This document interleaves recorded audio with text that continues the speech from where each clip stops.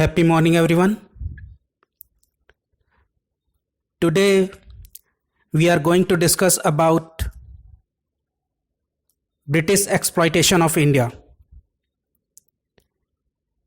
It can be divided into three main phases. British came as traders and became colonial masters. Their strategy to exploit India put many negative effects on us, like drain of wealth, end of indigenous industries, communalization, and ultimately partition. British conquest of India in phases. First is Mercantilist Phase, 1757 to 1813. The East India Company monopolized trade and began direct plunder of India's wealth. They could impose their own prices that had no relation with the costs of production. The aim of all the activities of the company were to accumulate the wealth of India in terms of raw material and money. The government passed the Regulating Act and the Pitt's India Act to gain more and the direct control over the affairs of the company. New revenue settlements were imposed upon the agrarian structure. Now, industrial phase, that is 1813 to 1858. During this period, India was converted rapidly into a market for British textile and a great source of raw materials.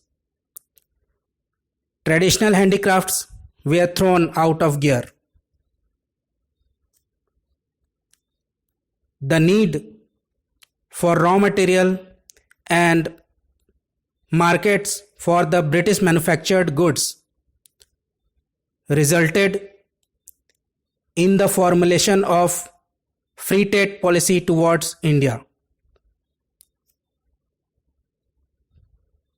The special features of this policy was that it was a one-way tariff, wherein British goods entered India virtually free, while Indian products entering Britain faced high tariffs.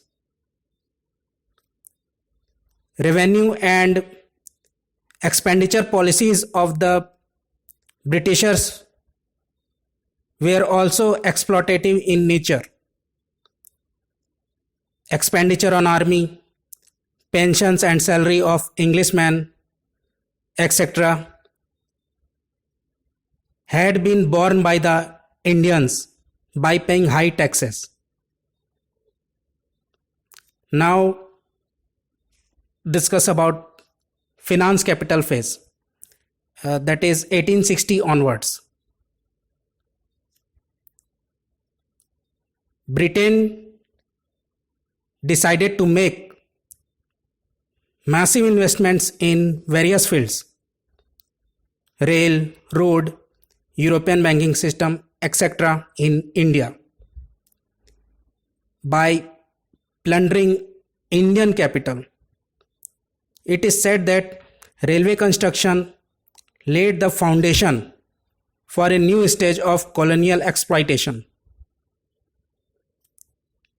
These investments are under the guaranteed interest scheme, That is, government paid a minimum dividend even if profits were non-existent. The pain can be summarized as before 1757, India's GDP was 23% and later it came around 3%.